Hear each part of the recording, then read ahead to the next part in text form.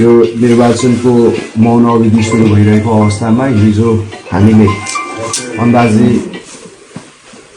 10:12 यो कति हो 10:10 बजेको समयमा जिल्ला पर्सागढी नगरपालिका वार्ड नम्बर 3 बडीनिहा बजार स्थित नेपाल प्रहरी लगायत सम्पूर्ण अन्य सुरक्षाहरूको संयुक्त चेकिङ टोलीले चेक जाँच गर्ने क्रममा हरपुरबाट बर्नियातर्फ आउँदै गरेको 12-50 नम्बरको गाडी माथि शङ्का लागि चेक जाँच गर्दा उक्त गाडीको पछाडिको डिक्कीभित्र पहेँलो टेपले बेरिएको चौपाटे आकारको पुरानो टिनको बक्साभित्र शङ्कास्पद वस्तु फेला परेको हुँदा गाडीमा सवार निम्न व्यक्तिहरू नियन्त्रणमा लिई थप अनुसन्धान कार्य भइरहेको छ।